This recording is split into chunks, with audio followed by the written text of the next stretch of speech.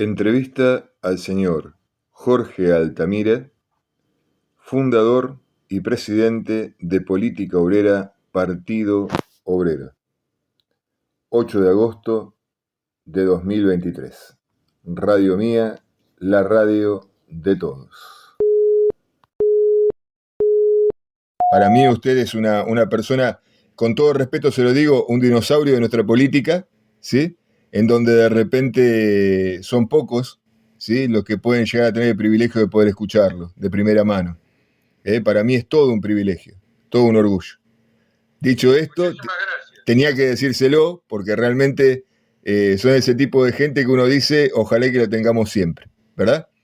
Y yo sé que esto de repente ahora vamos a tener su audio, vamos a tener su video, ¿sí? Y lo vamos a tener de acá a la posteridad. Es así, ¿sí? Admirado totalmente de usted. Eso, esa sonrisa, porque me asustó cuando se me puso serio. Dije, no, se me pone serio. Sonamos.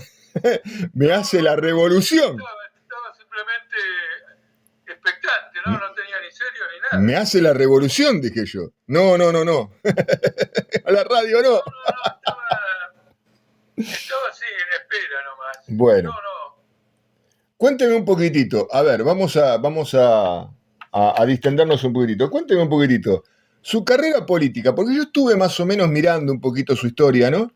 Y allá por sus 15 primeros años, ¿no? Ya había empezado usted a dar los primeros pasos en la política, ¿puede ser?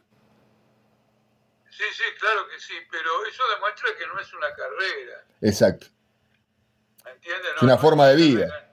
No tengo una aspiración a ocupar un cargo determinado. No es el objetivo nuestro y el mío el ocupar cargos en el aparato del Estado. Tal cual.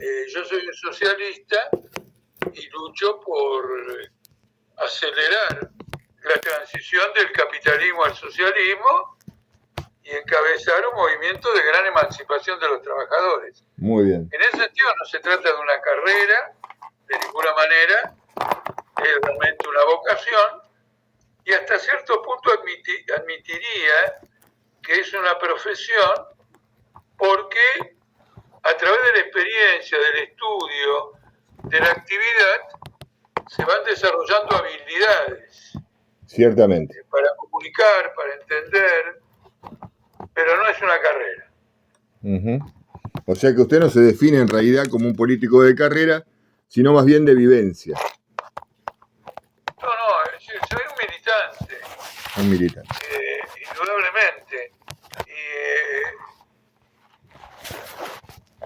Me he destacado, digamos, y he abordado mi vida desde ese punto de vista. Es verdad que a los 15 años, mira, a los 15 años exactamente, yo trabajaba ya, le cuento, ¿no? Y el delegado del laboratorio que yo trabajaba, con otros delegados sindicales de otros laboratorios, sanatorios, etcétera, querían hacer bajo el gobierno de Aramburu y Rojas, querían celebrar el 1 de mayo. Y la forma en que el delegado de mi empresa se comunicaba con los otros delegados era a través mío. En el sentido de que, bueno, llevaba mensajes, escuchaba respuestas, porque para algunas cosas, en mi trabajo en esa empresa, yo tenía que salir y hacer trámites para la empresa. Entonces matábamos 2 pájaros de un tiro y hacía una actividad sindical y me acuerdo que fui al acto. El acto se hizo y me sentí bien. Y era exactamente 1957, 1 de mayo, y yo tenía exactamente 15 años. 15 añitos. ¿Qué tal? Eso realmente a mí no le puedo describir y me cuesta muchísimo la parte profesional, ¿no?, de esta entrevista, porque no puedo menos que ponerle un poquito del corazón, ¿no? Es la realidad. Esos hitos que uno dice, yo me crié con, ¿verdad? Yo me crié con, porque desde que yo tengo uso de razón política, ¿no?, que usted es un nombre siempre en la mesa. Y lo lindo de todo esto, hoy que soy grande, de poder entenderlo, es que siempre lo vi combatiendo, en el buen sentido, ¿no? Siempre lo vi combatiendo, siempre lo vi del lado del trabajador, siempre lo vi del lado del necesitado, de la gente que no tenía voz. Y usted un poquito fue la voz de esa gente, ¿verdad? Es así. Bueno, a lo mejor no en un sentido directo, pero claramente atendió a las preocupaciones. Ah, Quiero decir lo siguiente, la actitud combativa no es solamente aquella que se expresa en una polémica o que se expresa en una acción práctica de lucha. Yo tengo para mí que la inteligencia humana solo progresa si se desarrolla en forma combativa. bien. Porque siguiendo a los grandes filósofos, creo que todo debe comenzar por la negación. Es decir, uno tiene que plantar negación. ¿Qué quiere decir? Negar lo aceptado como algo que en algún momento fue un cambio, pero que luego se transforma en algo diferente por la evolución. Entonces usted, negando eso, va produciendo otros cambios, es decir, va produciendo una acción afirmativa que luego niega. No puede haber combatividad efectiva, real, si no hay también un pensamiento que tenga un método combativo. Es muy difícil que la ausencia de una metodología de pensar crítica alimente en el tiempo sustancialmente la combatividad, porque le quiero también comentar lo siguiente. Acá hay que ser combativo en las buenas y en las malas. Tal cual. ¿Me entiendes? Entonces ha habido grandes victorias de la clase obrera, abrieron campos de organización, de democracia, de desarrollo, pero hubo periodos negros, y como le acabo de señalar por ese 1 de mayo del 57, yo de alguna manera me combatí a la dictadura de la Libertadora, a los golpes de Estado que vinieron después del derrocamiento de Frondizi, a la dictadura de Onganía y a la dictadura de Videla. Es decir, yo cuando cumplí 42 años no había vivido en un régimen de libertad política. Entonces quiere decir que es una combatividad que también se construyó en ese flujo extremo que es el combate contra dictaduras progresivamente más sangrientas. Bien. Bien. Esto es política, yo digo, es política en el mejor sentido, ¿no? de la palabra. Porque usted nos dio en pocas frases, en estos minutos que llevamos de charla, una gran lección, ¿verdad? La política bien entendida. La política sin, ¿cómo decir? Sin fines de lucro, podría decirse. Una política que a mí me recuerda, y discúlpeme si me pongo un poco melancólico, me recuerda a la definición del amor, porque el amor es el dar sin esperar nada a cambio. Usted, según tengo entendido, ya está en sus 81 años, ¿verdad? Exactamente. 81 años, de amor sin esperar nada a cambio. Completamente en una situación de plenitud política. Qué linda frase. Plenitud política. Plenitud política. Creo que trabajo mucho más de lo que trabajé en el pasado. Y porque ahora también tiene el peso sobre sus espaldas de la experiencia adquirida, ¿verdad? Claro, además porque soy más selectivo. Claro. Antes me anotaba en todas y ahora sé que tengo que privilegiar cuestiones, digamos, más urgentes, estratégicas, claro, formativas, claro. y eso me exige un trabajo mucho mayor. Yo, por ejemplo, ahora voy a participar de un seminario, después que termine las PASO, Sí. poquitos días después voy a participar en un seminario internacional en San Pablo, Ajá. a donde ya envié por escrito mi ponencia, la ponencia para el debate en ese plenario, en ese simposio o conferencia, como usted quiera llamarlo. Uh-huh. Bueno, en el marco justamente de las necesidades que hoy día nuestro país está padeciendo, la presencia suya en ese simposium, digámosle, para darle un poco más de interés, ¿no?, para los sesudos, un simposium, ¿sí? También marca diferencia, ¿verdad? En donde un político que es un político de oficio, ¿sí? Me permite esa frase, un político de oficio, ¿sí? Exacto. Presenta su impronta y expone delante de estos sesudos, como me gustaría decirles también, las verdades, ¿no? Las verdades que de repente el común de la gente, el vulgo de la gente también desconoce. ¿Por qué desconoce? Porque están mal enseñadas y por ende mal aprenden la política. Piensan que la política es escucharlos debatir en un noticiero y luego decidir quién debatió mejor y votarlo, ¿no? Sin darse cuenta que de repente detrás de ese voto viene también luego las consecuencias, ¿verdad?, de poner a alguien al mando de todo lo que es un país. Esto es... Bueno, esto es muy válido para estas elecciones, que yo en mi afán de provocar la tensión, la defino como elecciones reaccionarias. Reaccionarias.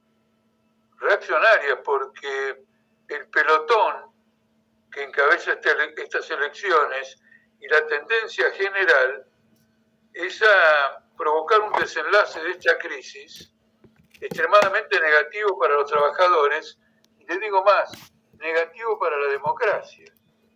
Claramente. Cuando en una campaña electoral todos se ponen de acuerdo, a pesar de una deuda externa, de una deuda pública impresionante, confiscatorio, todos se ponen de acuerdo en atacar piquetes,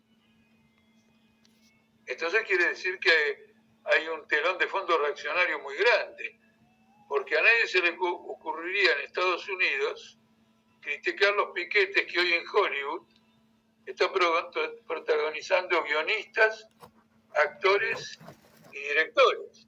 Claro. No se les ocurriría porque los piquetes son una tradición histórica del movimiento obrero de Estados Unidos. Qué gran desconocimiento de estas verdades hay en el pueblo. Qué gran desconocimiento. Bueno, hoy estuve en el Bajo Flores. Les cuento esto muy interesante. Estuve en el Bajo Flores, una gran asamblea, numerosísima. Y luego que terminé de hablar y habían hablado otras personas, otros compañeros, le dijimos al público si quería interpelar, preguntar, interpelar, marcar posición. Y una mujer señaló lo siguiente: me siento muy humillada por cómo me atacan por mi condición de piquetera.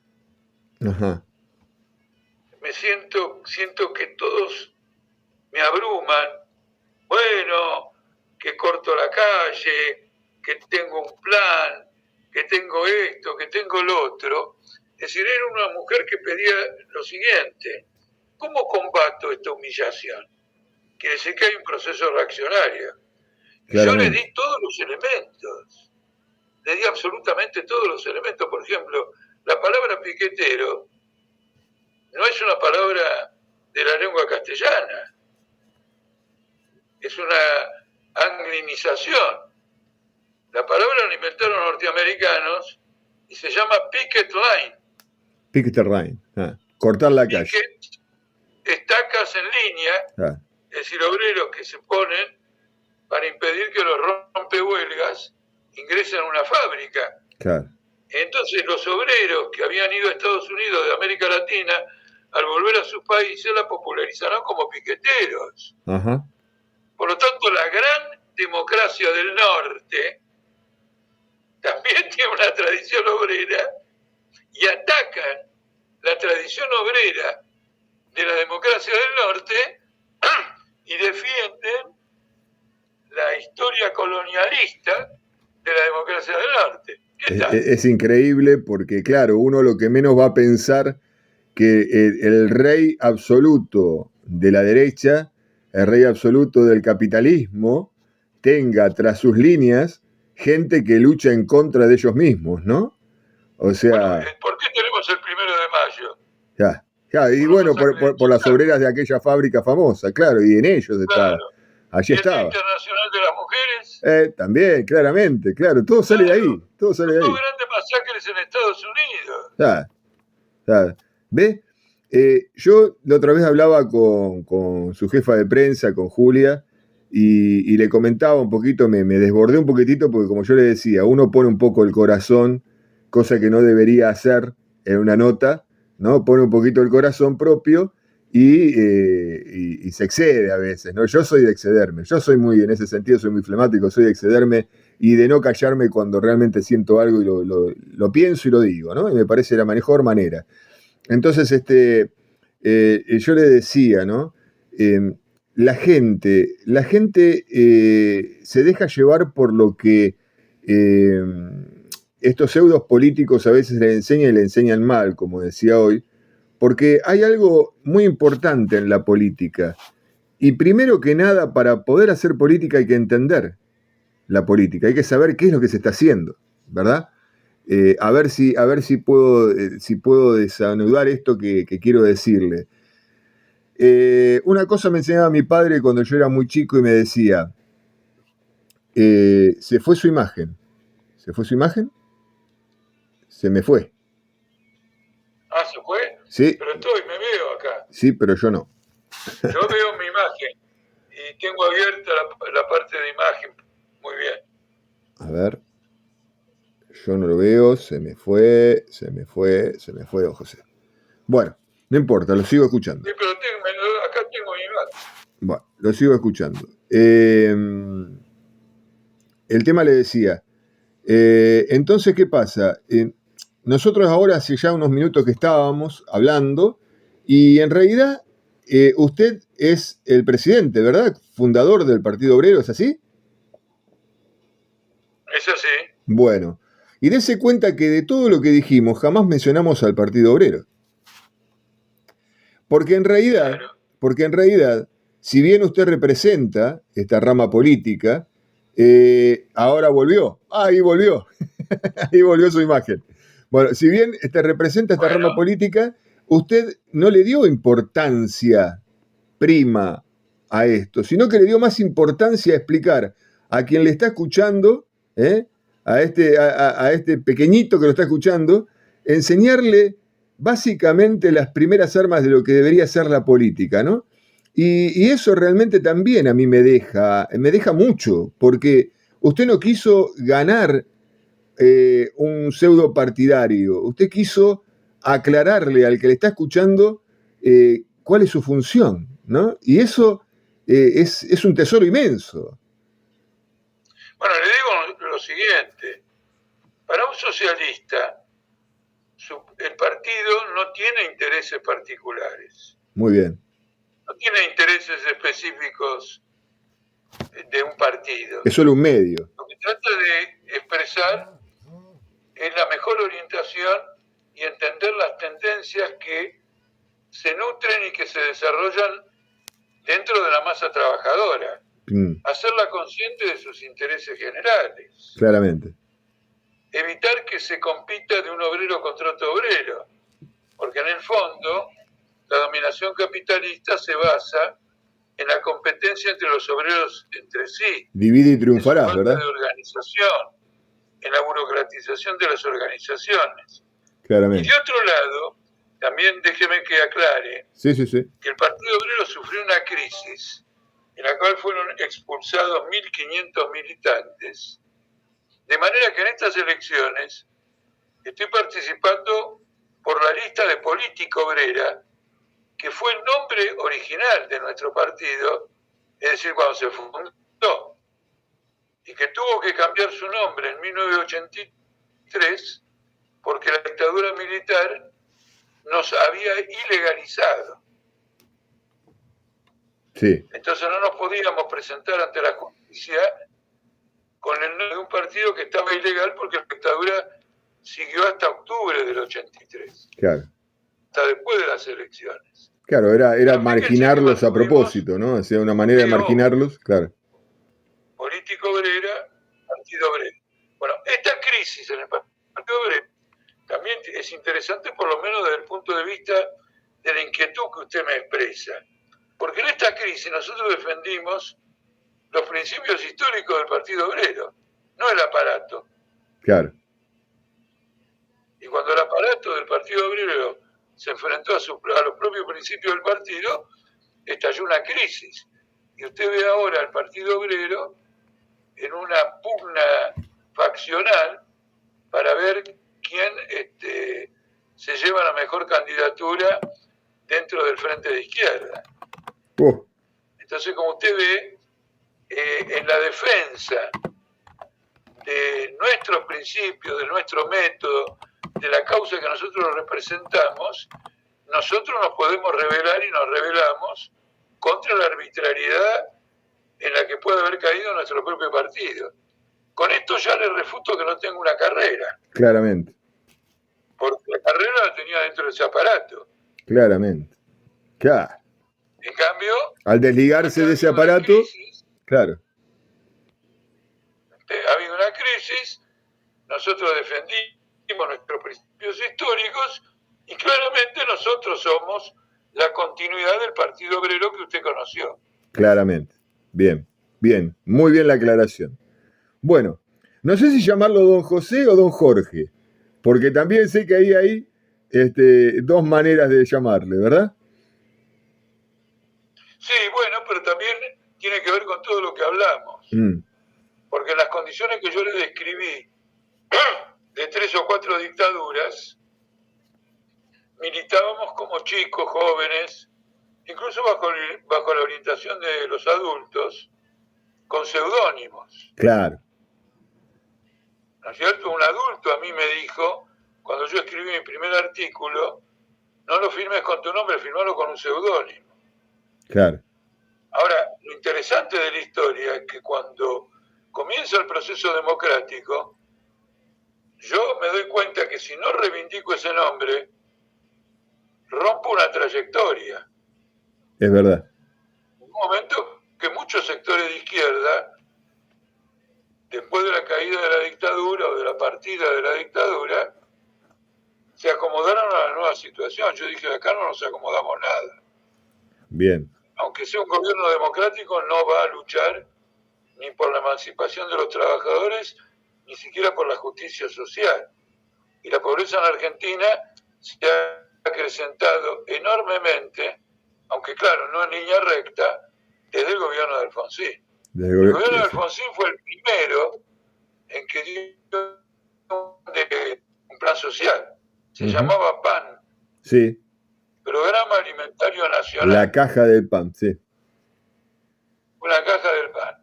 Así que usted ve que viene de lejos esta incapacidad del capital de desarrollar las potencialidades productivas teniendo en cuenta el interés de las grandes masas. Porque en definitiva es de lo único que se trata. Para desarrollarlo en función de una minoría no tiene ningún sentido. El asunto es que sea una potenciación de la humanidad en su conjunto. Claramente. Más claro hay que echarle agua con lavandina, don Jorge, don José. Bueno, mire, vamos a ir al contexto formal de la nota, ¿sí? Y yo le voy a hacer algunas preguntas, que ya Julia seguramente también le habrá dicho, o sea, habrá pasado, ¿sí? Son 9 preguntas y después yo lo dejo a su libre criterio lo que usted quiera decirle a la gente, al pueblo, a la Argentina toda, ¿sí? Vamos a empezar entonces con la primera pregunta, mire. Y mire que esta las pensé, porque tenía tanto para preguntarle, pero bueno, vamos a ver si hicimos bien la tarea. La primera pregunta, ¿cómo se ve usted posicionado en el score de la política actual de nuestro país? ¿Se entiende? Sí, bueno, no solo acá ya, no se trata solo de mi persona. Política Obrera, fíjese que después de una crisis rápidamente logró reunir las condiciones para ser un partido nacional y participar, digamos, de estas elecciones. Y como le dije recién, estas elecciones son reaccionarias, porque lo dicen todos los días, el propósito es que a través del voto se forma un gobierno con autoridad para aplicar un severo plan de ajuste contra las grandes masas. Claramente. Una elección que tiene ese norte es una elección reaccionaria. Ahora, nadie dice esto. Por lo tanto, acá hay un bloque reaccionario, algunos ultraderechistas, otros derechistas, otros menos derechistas, que está apuntando todo en una misma dirección. Ahí en el Bajo Flores hoy mismo dije que estas elecciones no están concebidas para resolver los problemas populares, están concebidas para agravar los problemas populares. Además están concebidas para ver si pueden suturar un Estado, un aparato de Estado que está quebrado. ¿Qué es lo que demuestra que está quebrado? Nadie sabe dónde está el presidente. Claramente. En el Congreso se está haciendo una suerte de juicio político a la Corte Suprema. La Corte Suprema aparece cuestionada por el Ejecutivo y el Ejecutivo es cuestionado por la Corte Suprema. Las leyes no pasan el Senado. Es tremendo eso. El Poder Legislativo no se reúne. ¿Esto qué es? ¿Desidia? ¿Se fueron de vacaciones? No. Esto es una crisis completa de régimen político. Ellos lo saben. Dice, ¿cómo lo suturamos esto? Viene la reta y dice, hagamos un gobierno de unión nacional, dejemos la grieta, porque nos estamos suicidando entre nosotros. Bull dice, no. Si te vas a juntar con los kirchneristas, el país va a seguir sin rumbo. Acá lo que hay que tomar el poder con una mano firme y arrasar con todo. Es otra perspectiva para el mismo problema. Es decir, no solo se trata de reorganizar políticamente la situación para aplicar un programa fuertemente negativo para los trabajadores, sino que ellos tienen un problema del aparato del Estado y tienen un problema de relaciones internacionales porque la deuda total argentina es de 550.000 millones de dólares. Una platita.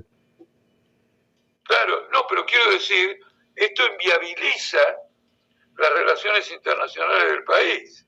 Claramente. Porque nadie le presta a alguien que está completamente endeudado. Y cuando digo le presta, me refiero a una transacción comercial elemental.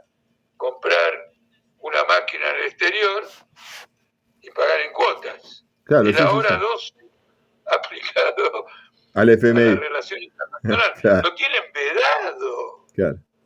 Entonces, como usted ve, esto es una crisis de régimen, de organización social. Este es mi punto de vista, digamos, con respecto a la pregunta que usted me señaló, en el sentido de que somos el partido que de conjunto, de una forma global, sistemática, hace este diagnóstico y considera que hay que atacar al régimen en su conjunto y con mucha paciencia, porque esto no admite apuros, desarrollar una alternativa gubernamental de los trabajadores. Bien. Bueno, segunda pregunta. Defíname, a ver, en 3 palabras, mire, y en esto fui muy escueto, ¿eh? En 3 palabras, su propuesta. Sí, las propuestas son importantes. La primera es que en Argentina nadie gane menos de un salario igual al costo de la canasta familiar, que en este momento el INDEC lo marcó en 300.000 pesos. Que se ajuste por inflación. Bien. Que los jubilados tengan el 82% móvil del salario, del poder adquisitivo del salario con el que terminaron su vida laboral. Que se ajuste por inflación y que no haya ningún jubilado que gane menos del mínimo que gana un trabajador. Bien. El otro punto que es el crucial de esta campaña es poner fin a la precarización laboral. Bien. La jornada de 8 horas ha quedado abolida. La gente trabaja los fines de semana, alguna no está registrada, y muchos obreros y otros que tienen trabajos de otro tipo facturan sus trabajos. No tienen cobertura social, no previsional, no tienen cobertura de salud. Indudablemente, en la hipótesis de un gobierno de nosotros, estas medidas las llevamos con el juramento. Terminamos de jurar y 60 segundos después tienen todo esto por decreto. Terrible, ciertamente. Y en tercer lugar,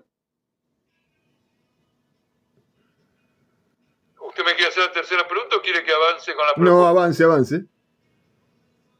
No, bueno, quiero decir una cosa importante.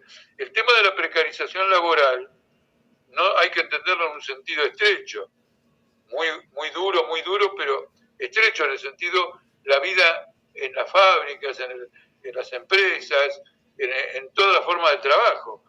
La precariedad laboral se transforma simultáneamente en una precariedad social. El que no se puede jubilar porque está en negro va a pasar una miseria social enorme. El que gana un salario miserable no puede darle un porvenir a la familia. El que trabaja sábado y domingos no puede educar como corresponde a sus hijos. Claramente. Es decir, la precarización del trabajo es la precarización de la misma sociedad. Y eso se manifiesta en 3 rubros: la vivienda, la educación y la salud. La situación de la salud es desesperante. Cierto. Ya ni siquiera hay turnos. Y en medio de la pandemia se incorporó personal muy transitorio, pero no se redujeron las horas laborales como corresponde frente a una pandemia para que no estén tan expuestos, y no se aumentaron los salarios. En la provincia de Neuquén hubo una pueblada del personal de la salud contando rutas en toda la provincia. Cierto. Pero después hubo huelgas de todo tipo. Entonces, como ustedes ven, el panorama social de conjunto tiene las características que tiene, y nuestras respuestas a ese panorama son las que acabo de formular. Muy bien. Bueno, justamente en lo que usted recién dijo, las provincias, ¿no? Y nombró el sur. Hace poquito tiempo me tocó también por trabajo estar en Concordia, en Entre Ríos más específicamente, y también conozco los entornos a Concordia, como por ejemplo Colonia General Roca, un lugar rural y pero muy alejado de la mano, no solamente de Dios, sino también, ¿no?, de nuestros congéneres, los políticos, que en la campaña no se acuerdan o desconocen o pasan por alto que hay más Argentina más allá de la General Paz, ¿verdad? Entonces, y ahí realmente uno ve in situ a la misma cara a la pobreza y a la discriminación, ¿no? Porque ahí sí, el empleado deja de ser empleado, pasa a ser un obrero zafral. Allá todavía en Entre Ríos, como ser una provincia que una de sus principales manufacturas son el citrus, ¿sí? Todavía existe y me parece increíble, porque me contaba mi padre, ya fallecido él, que cuando él era pequeño iba a la zafra, él era de Concordia, también de Entre Ríos, ¿no? E iban cambiando de zafra en zafra según la temporada, y los patrones dueños del campo le iban pagando según su producción. O sea, si vos traías 4 o 5 sacos de naranja, ganabas tanto. Si vos no llegabas a cubrir esas 4 o 5 sacos de naranja, ganabas mucho, pero mucho menos. Ni siquiera le pagaban el saco que había traído porque no había llegado a la cuota específica.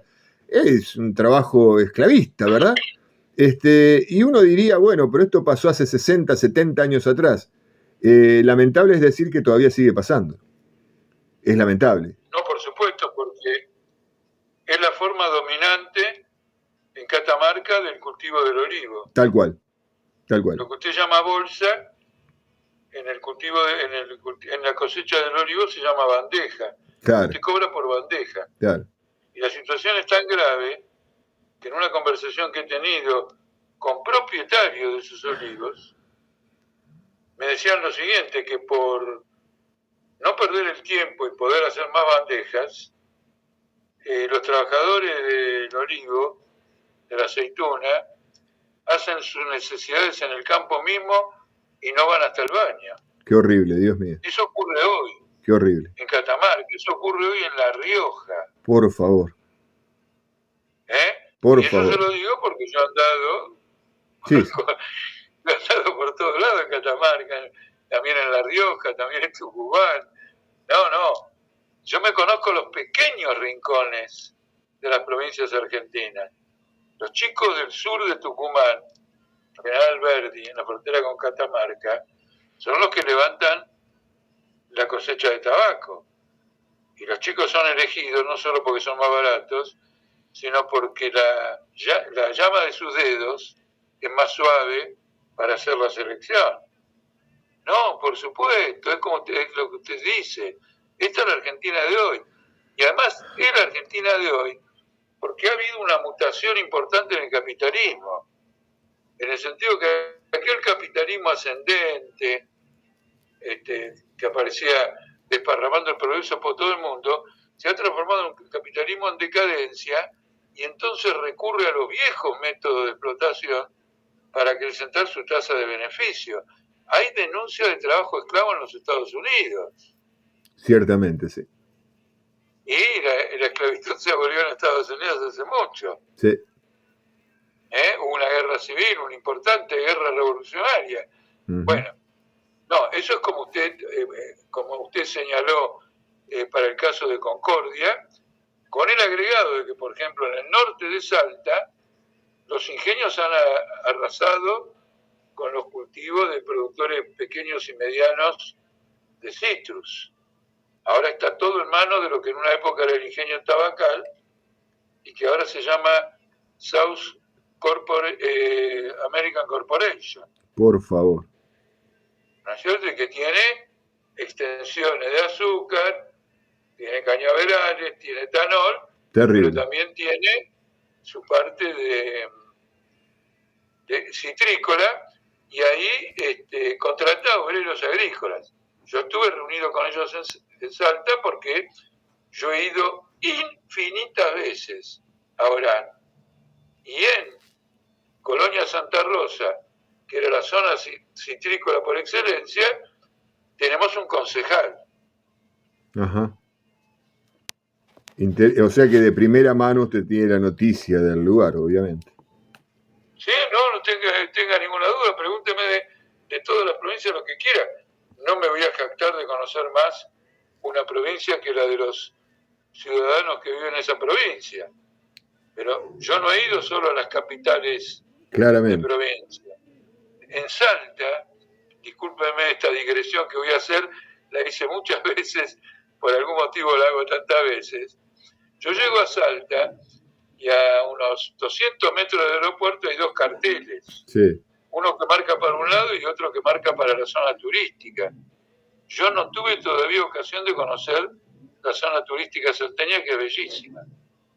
Ahora la otra, Tartagal, por favor, Mosconi, Embarcación. Bueno, pero ahí no va nadie. Ahí no va nadie. Salvador Massa, por favor. Actos, reuniones, de todo. Ahí no va nadie, tal cual, es así. Bueno, pasemos a la tercera pregunta. A ver, un tema escabroso. Mire, él ya se sonríe porque acostumbrado, ¿no?, a los temas escabrosos, ya estará seguramente. Bueno, ¿cuál sería su accionar? ¿Cuál sería su accionar con referencia a las empresas extranjeras que hoy administran los servicios de primera necesidad, como ser luz, agua, gas, y otras del siguiente rango de importancia como ser las prestadoras telefónicas y de Internet. Sí. Mire, yo le quiero dar un concepto general. La construcción de una perspectiva histórica diferente, socialista, significa atravesar un periodo de transición muy importante. No se trata simplemente de tomar medidas aisladas de ninguna manera. De acuerdo a un plan que uno tiene en la cabeza y que no está vinculado a la situación política del momento en que uno asume ese poder. Frente a todas las empresas, lo importante en este momento es la jornada de 8 horas, el salario mínimo igual al costo de la canasta familiar y la integración a través de un plan de obras públicas, pero también como consecuencia de terminar con las horas extras y los trabajos de fines de semana y de producción, la incorporación de los trabajadores desocupados.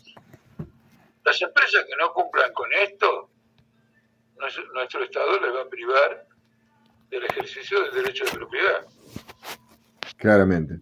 Cosa que hoy día no está sucediendo. Con respecto a la luz, el gas, etcétera, los precios tienen que estar vinculados con el costo de producción, no con los precios internacionales que fijan los mercados de cada rubro. El mercado del hombre en materia de minerales, el mercado de Chicago en materia agrícola, etcétera. Y entonces tenemos que tener los precios internacionales. No, vamos a tener los precios acordes a los costos de producción. Se produce esto. El que ponga obstáculos o sabotee eso, y bueno, va a haber una conciencia en el pueblo de que la administración directa de esa empresa por los trabajadores se impone como una necesidad social evidente. Porque acá de lo que se trata no es de dictar decretos de expropiación. Acá de lo que se trata es de desarrollar en el pueblo la conciencia del autogobierno. Claramente. El problema está en la conciencia del pueblo de un país. Yo no creo que San Martín hizo un cálculo de posibilidades cuando llegó el momento de emprender lo de Chile, lo de Perú, etcétera. Él se planteó una línea de conducta y defendió políticamente esa línea política frente a los españoles, la defendió en el terreno del debate político en aquel momento. Desoyó los planteos de que vaya a intervenir en la guerra civil entre las provincias y diversos caudillos, y decidió que el ejército tenía que cumplir una función nacional diferente. Fue un problema político que la masa de la población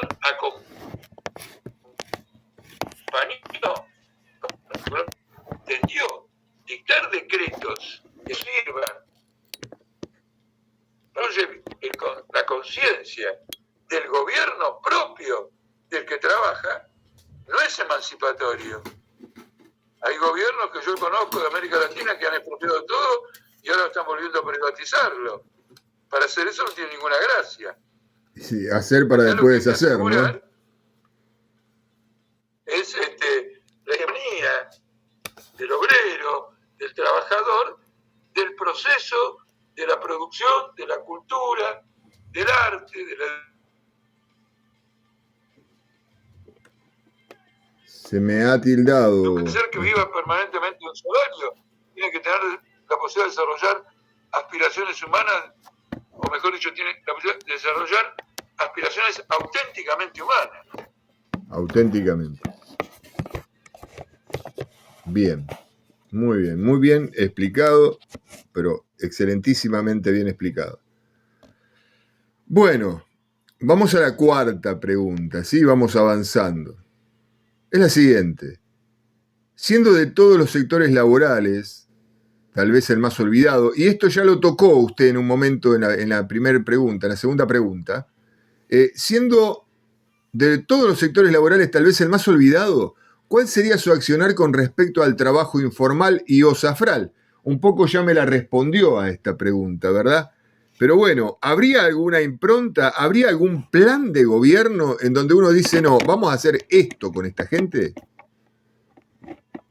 No, quiero decir una cosa muy importante. En primer lugar, ya con las discusiones en Catamarca, etcétera, que haber una relación políticamente representativa de los obreros zafreros. Claro. Esto lleva en estos momentos a un choque muy fuerte entre UATRE, este sindicato completamente burocrático que creo que apoya a Juntos por el Cambio, Sí. y los zafreros autoconvocados de Tucumán. Hemos publicado muchos artículos con crónica de esas luchas.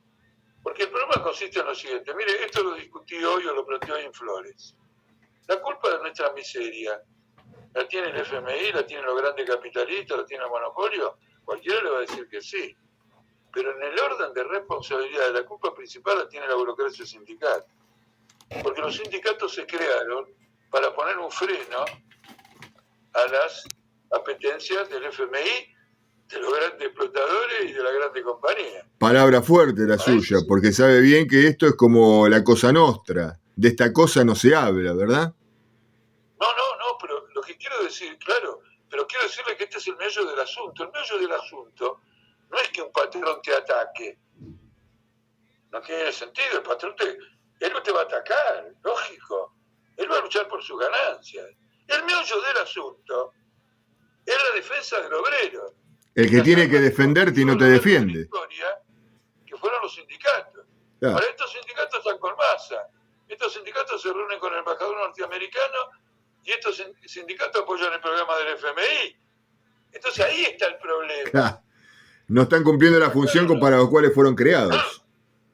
Y además, el análisis que hago es más productivo que otros análisis porque le da al obrero el arma para enfrentar la situación. Que no tiene que ser una exigencia, digamos, al Estado. Porque como el Estado es una corporación que defiende el capital, se va a colocar del lado capitalista cada vez que hay una lucha importante. El Ministerio de Trabajo decreta una conciliación. Y cuando termina la conciliación, prorroga la conciliación. Y amenaza a los trabajadores que si continúa la huelga, va a declarar ilegal al sindicato o va a declarar ilegal la huelga. Entonces el problema es que hay que fortalecer los instrumentos que son nuestros, las instituciones políticas que a través de 300 años de historia la clase obrera construyó en el mundo entero. Esa es mi respuesta. Entonces, ¿por qué hay trabajadores en negro? Porque la burocracia es cómplice. Yo estoy en una fábrica o pertenezco a una tercerizada. Estará en alguna rama de la producción. El sindicato de esa rama de la producción tiene que ir a la fábrica y sindicalizarla toda, y no la puede sindicalizar si no se transforma, si no la registra la patronal. ¿Me comprende? Clarísimo. Entonces, el trabajo... acá hay que entender que nosotros no somos un partido estatista. Nosotros somos un partido proletario. Proletario. Que se va a valer de los recursos del poder, los recursos que tiene el poder, para desarrollar su propia política, sus propias reivindicaciones. Si le privamos al obrero de sus propias armas de organización, o no hacemos de ella el centro de la cuestión, quedamos permanentemente sujetos a la arbitrariedad del Estado.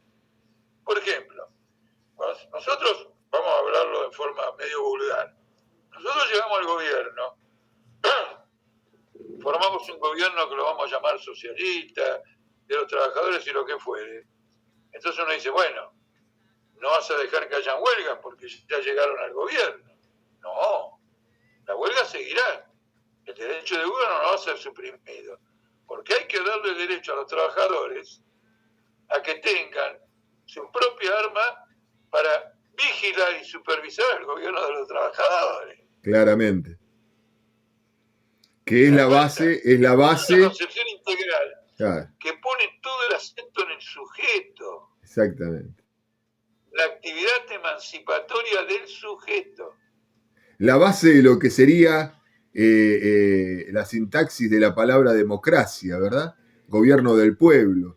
Y esto es lo que se olvida a la hora de hacer política, que el gobierno, claro, que el no poder tiene que estar en el la pueblo. Democracia. Claro. La democracia sin aditamentos. Claro, solo de nombre. Y bueno, muy bien. Vamos a la quinta. Ay. Se habló mucho de la ley de medios y esto es algo que me compete a mí, un medio independiente como el que represento, como me presenté con usted al principio de esta charla.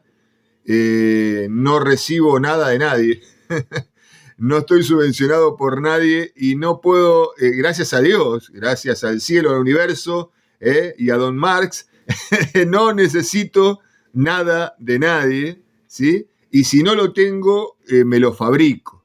Esa es la realidad. Y con mucho esfuerzo hemos logrado poner un equipo en marcha, mínimamente, muy humildemente, pero hoy estamos al aire, ¿verdad? Y no le debemos nada a ningún lobby televisivo o radial. Esa es la realidad. Pero la pregunta va justamente apuntando a esto porque un medio de prensa, un medio de comunicación, es importantísimo, lo entiendo así, en un estado democrático, ¿verdad? En donde de repente la gente debe informarse con la verdad y única y exclusivamente con la verdad. Y la verdad bien entendida desde el punto de este. La verdad bien entendida es escuchar todas las voces. ¿Por qué? Porque sabemos bien que la verdad no es absoluta, sino que podemos llegar a la mejor comprensión o a la verdad más pura cuando escuchamos las pequeñas verdades que cada uno tiene para decir. O sea, usted tiene su verdad, yo tengo la mía, algún obrero tendrá la suya y algún que otro político tendrá también la suya, ¿verdad? Si juntamos todas, podemos acercarnos a la verdad. Bueno, dicho esto, voy a la pregunta. Se habló mucho de la ley de medios, pero poco se hizo al respecto. ¿Qué opina acerca de empresas privadas, pero con cierta presencia y regulación del Estado? O, en su contraparte, teniendo total libertad de acción, alegando un comportamiento pseudo-democrático. A ver si se entendió. Empresas privadas que de repente tengan una incidencia de parte del Estado para regularlas, o empresas que, siendo privadas, tengan total libertad de hacer como ellos quieran, alegando que están en democracia y que tienen derecho a decir y hacer como se les antoje. Mire, nosotros consideramos el tema de la libertad de expresión una cuestión de principios. Por lo tanto, consideramos que no puede estar sometida al Estado. Bien. Y tampoco puede estar sometida al capital. Usted pone los canales de televisión y claramente son dos tribunas de propaganda de las fuerzas estas que han convertido esta elección en una elección reaccionaria. Es verdad. No he tenido acceso a ninguno de esos canales. Hay un cercenamiento en la censura permanente. No se ha perdido nada, ¿eh? No se ha perdido nada. No, bueno, también es una tribuna política importante, porque usted mismo en alguna ocasión habrá visto algunos debates en los que participé, sí, y me valí de esos medios para cosas muy importantes. Sí. Pero no le voy a contar ahora todo lo que se me viene a la cabeza, porque esto sería muy largo y no corresponde, pero lo que le quiero decir es esto. Nosotros hemos estado en contra de la ley de medios. Ajá. Nosotros consideramos que el aparato estatal controlando los medios ¿cómo se dice? Es antagónico a la libertad de prensa. Bien. Totalmente. Y la regulación es más o menos lo mismo. Porque ¿quién va a regular? ¿Alguien que sabe lo que es la libertad de expresión y lo que no es la libertad de expresión? Carlos Marx tiene una frase muy interesante de su época juvenil. Hay que defender la libertad de expresión con injurias incluidas. Tal cual. Mire usted qué posición. Yo la hago mía. Ahora, no puede ser un monopolio capitalista. Entonces, evidentemente, tendrá que tener una asignación económica del Estado, pero las ondas, los programas, bueno, el conjunto de la actividad de comunicación tiene que ser licitada entre organizaciones culturales culturales, artísticas, sindicales, educativas, políticas,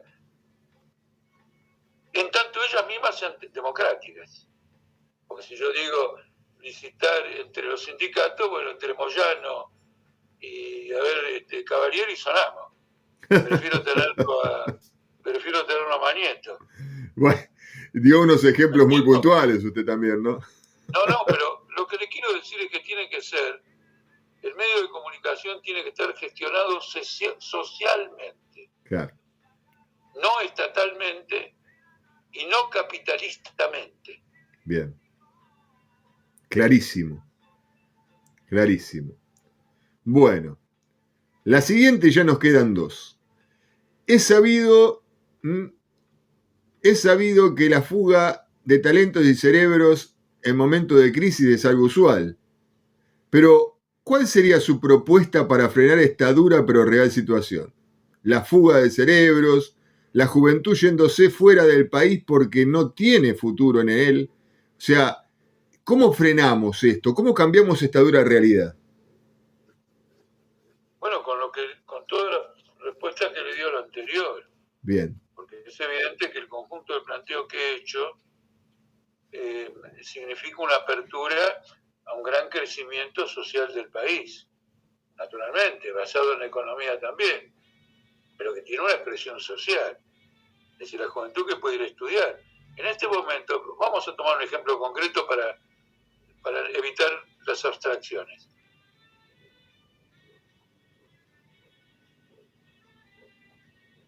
Sí, no sé si usted me escucha, pero ahí está. Quedó tildado un segundo. Sí. Es incompatible con la posibilidad de estudiar. Es incompatible con la posibilidad de estudiar. Ahí, por eso le digo, la precarización laboral es una precarización social. Conduce a la precarización educacional. Cuando yo estudiaba, yo trabajaba. Sí.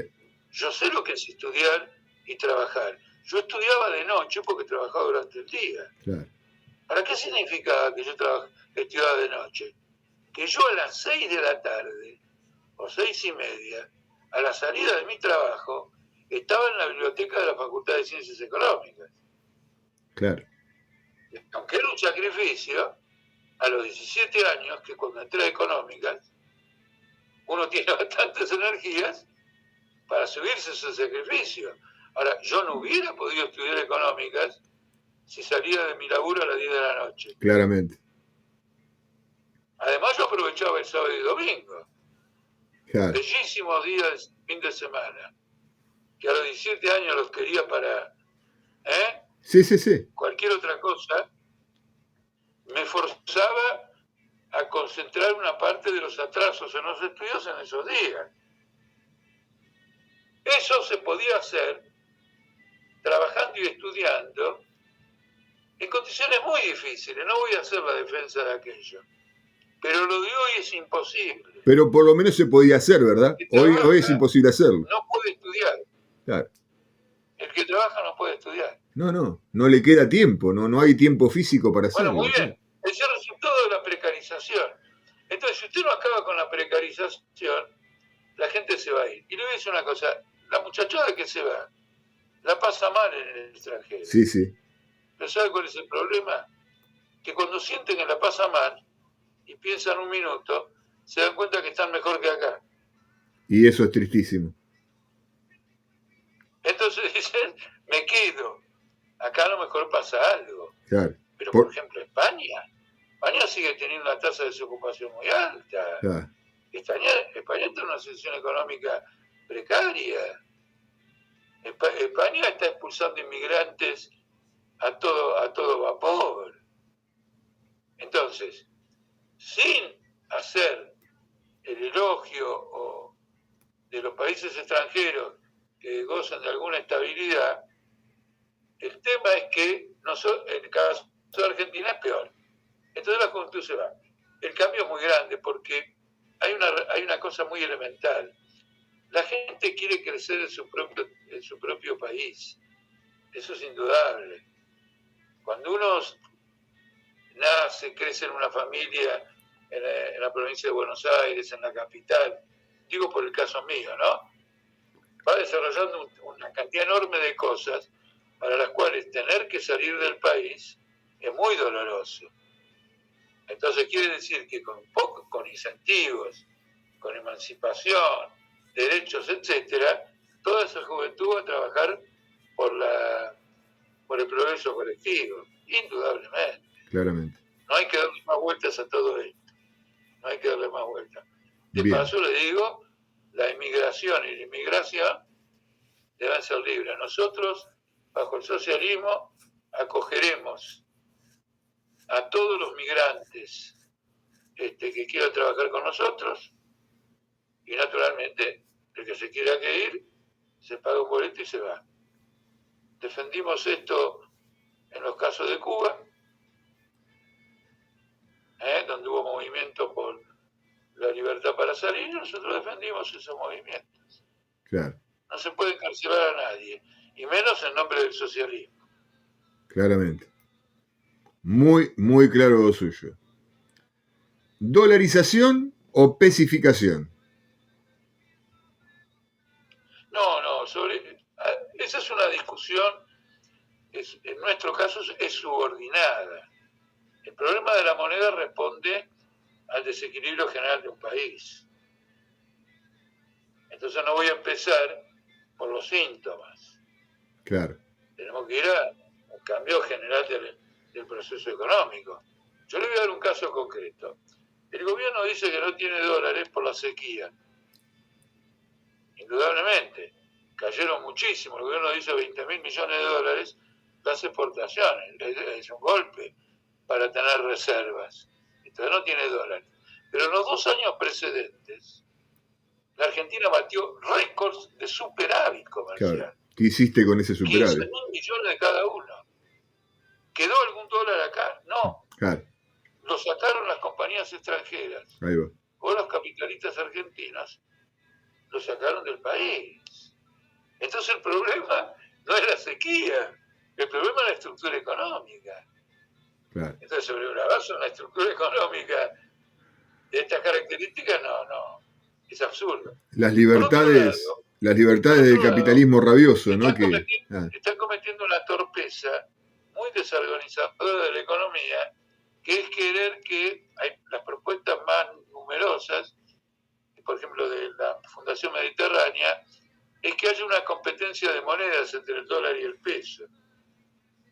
Esto es un factor de desorganización de la producción. Porque yo organizo mi producción y cuando salgo a vender, yo tengo que vender en la moneda que tienen los consumidores. Claro. ¿Cuál es esa moneda? Y es el peso, claramente. Si yo además produzco todo en pesos, es decir, compro a otro en pesos, voy a vender en pesos, pero resulta que la gente tiene dólares. Y si al revés, como hay determinados productores que me quieren vender el producto de ellos, que son mi insumo, en dólares, voy a desorganizar. Es añadir una fenomenal anarquía de la producción. Claro. Le quiero hacer un comentario que está fuera del marco de las preguntas suyas. La confusión teórica, política, de la burguesía argentina y del FMI es completa. No tienen ni idea de dónde van. Todos los días están repensando lo que hicieron el día anterior. Absolutamente. Si usted sigue la campaña electoral, Patricia Bullrich, Massa y Berreta han cambiado sus diagnósticos y sus planes sistemáticamente, porque la realidad es más poderosa que los inventos de sus asesores. El nivel de confusión es fenomenal. Eso ocurre también a nivel internacional. ¿Qué hace usted con una cantidad de países que están entrando en default en cadena? Hay recetas teóricas. Primero usted se tiene que preguntar ¿qué hizo usted hasta ahora para que todos ellos entraran en default? Claro. Clarísimo. Bueno, y le dejé para lo último la que a mí me parece, permítame la expresión, la más jodida de las preguntas. Las más jodidas, ¿eh? ¿Y por qué? Y bueno, porque de esto hablamos, acá entra ya la inseguridad, el delito, y bueno, y todo esto que estamos viendo a diario, ¿no? En nuestro diario vivir, la seguridad tiene una trascendencia inédita, creo yo, ¿no? Pero bueno, la pregunta es, y ya que hablamos, ¿no? Durante todas estas preguntas de los postergados, ¿la seguridad bien entendida? ¿O acaso la inseguridad impuesta, como pretenden algunos? No, bueno, empecemos por señalar una cosa elemental. ¿Ha crecido la inseguridad? Sí. ¿De la mano de qué ha crecido? De la mano del crecimiento de la pobreza y de la miseria social. Claro. De la mano de la descomposición del Estado. Claramente. Cuando el Estado entra en descomposición todas sus instituciones. Claramente. ¿Alguien acá está supervisando a la policía? Claro. Como sería un Estado más o menos ordenado. En Santa Fe, en la provincia de Santa Fe, en la ciudad de Rosario, ¿alguien está supervisando algo? Hay un senador acusado de corrupción que no lo pueden desaforar porque tiene los votos a favor. Tremendo. ¿No es cierto? Pero quiero ir a lo esencial. La cuestión de la inseguridad tiene que ver con la descomposición de la sociedad. No cabe ninguna duda. Y el punto básico de esa descomposición es la creciente miseria popular.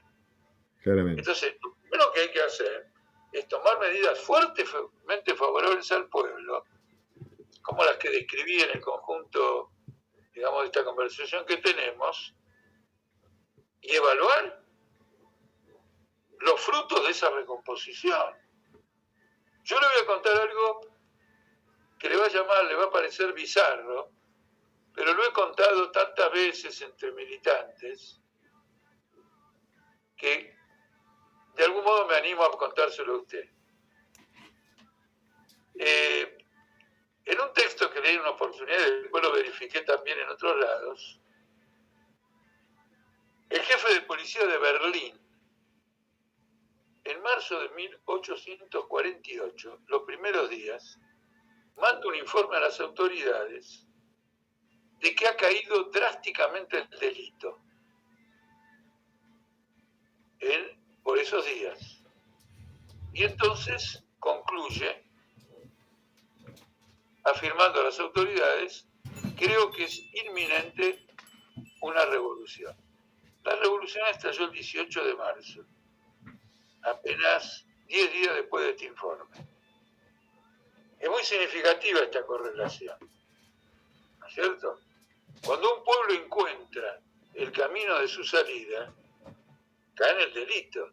En cambio, esta gente que está gobernando ahora y los que quieren gobernar en el futuro o próximamente, atacan a los piquetes. Hay carteles del doctor que dicen, terminaremos con los piquetes.